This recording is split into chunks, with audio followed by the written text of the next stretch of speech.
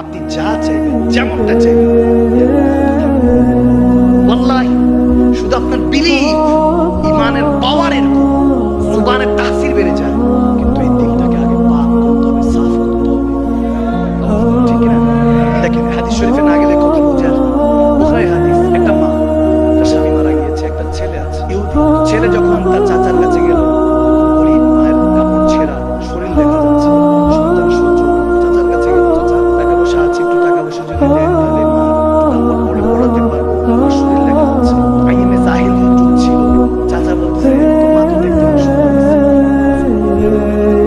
ব্যাপারটা কোথায় বসে, সন্তান কষ্ট পেল। বুখারী হাদিস পড়ছি, ওলামায়ে কেরাম আছে, অনেক উল্টা পাল্টা বলল, ছেলে বরদাস্ত করলো, সহ্য করলো, ধৈর্য ধরো, চোখের পানি ছেড়ে কাঁদলো, আসতেছে, প্রতিমধ্যে আমার নবীর একজন সাহাবার সাথে দেখা আছে। বলে কি হয়েছে, কি হয়েছে? ছেলেকে জিজ্ঞেস কি হয়েছে, হোয়াট হ্যাপেন্ড? তখন বলতেছে যে আমার খুব কষ্ট, আমার মাটা চাচার কাছে গেলাম, অনেক কথা শুনলাম, এরকম সমাজে কিন্তু এখন আছে, আছে কি নাই?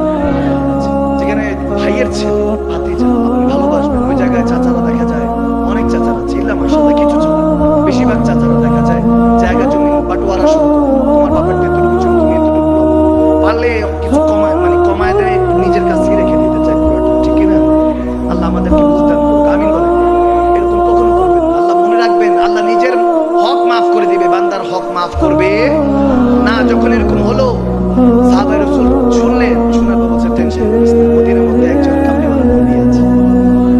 যখন দুনিয়ার কেউ তোর মনের কষ্টগুলি বুঝবে না, একজন আল্লাহ দিয়েছেন যিনি তোর মনের কষ্টগুলি, দুঃখ শোনার জন্য বসে আছে।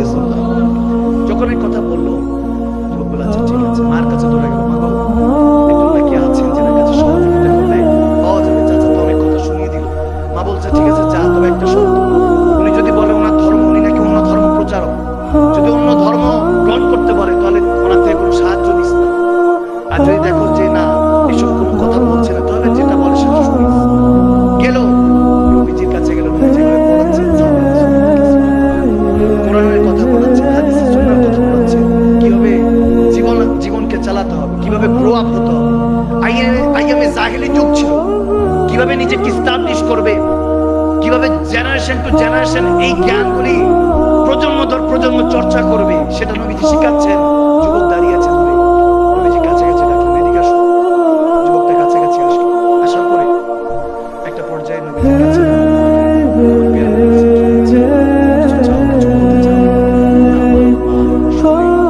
দেখা যায়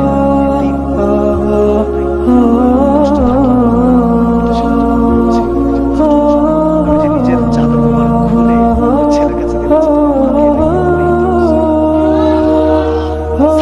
চোখের পানি ছেড়ে কান্না করছে।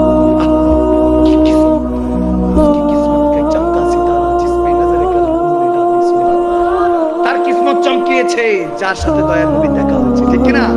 ওনারা সাহাবায়ে রাসূল হয়ে গিয়েছে। সাহাবারা কান্না করেছে এই ভেবে, যারা আমরা এতদিন ধরে খেদমত করি, নবীজির চাদর মোবারক তো দূরে থাক, নবীজির একটা ছোট্ট সুতা মোবারক পেলাম না। নবীজি যখন ওই চাদর দিয়ে দিলেন, তখন বলতেছে কোনো শর্ত কি দিবেন না? ওই যুবক বলছে কোনো শর্ত নেই, কোনো শর্ত নেই। সে দৌড়ায় আসলো, চোখের পানি ছেড়ে যুবকটা কাঁদছে, মার কাছে বলছে মা গো, আজকে যদি মা তুমি ওয়াদা না করতা খোদার ইজ্জতের কসম, আমি ওই নবীর কদমে তোমার মতো কোটি কোটি মা কুরবান, যিনি শর্ত দিয়ে কোনো মহব্বত করেন না, ভালোবাসেন না, শর্ত ছাড়া ভালোবাসে, দিন ধর্মের উপরে যেন ভালোবাসা কুরবান, এত মহব্বত যিনি শিখান, সেই নবীর চেহারা মোবারক মাগো যদি একবার দেখতাম, কি নুরানি কি ইরফানি, সূরা কি চেহারা, ওই চেহারার মধ্যে সমস্ত কিছু কুরবান করে দিতে মন চায় মাগো। বলে আমি তখন এনার কাছে গিয়েছি, উনি চাদর দিয়ে দিয়েছে। বলে কোনো শর্ত দিয়েছে? বলে না মা, কোনো শর্ত দেয়নি, শর্ত ছাড়া ভালোবেসেছে, শর্ত ছাড়া খেদমত করেছে, শর্ত ছাড়া আমাকে হেল্প করেছে। তখন বলতেছে আমি ঈসাই ধর্ম, আমি একজন প্রিস্ট ইহুদি, একজন প্রিস্ট যাজক থেকে, ইহুদি আলেম থেকে শুনেছি শেষ নবীর আলামত এই এই থাকবে। সবটা শুনেছিলাম, একটা জিনিস বাকি ছিল যে তিনি কলমা ছাড়া কি খেদমত করে কিনা, ভালোবাসে কিনা। দেখলাম না না না, তিনি কোনো ধর্ম দেখে না, কোনো বিবেচনা করে না, আল্লাহর বান্দাদেরকে তিনি শর্ত ছাড়া ভালোবাসে। বলে আর দেরি করিস না, আমাকে সেই নবীর কাছে নিয়ে যা। মা ছেলে এসে চোখের পানি ছেড়ে নবীর কাছে কলমা পড়ে মুসলমান হয়ে গেল। আয়াতের মালিক কে?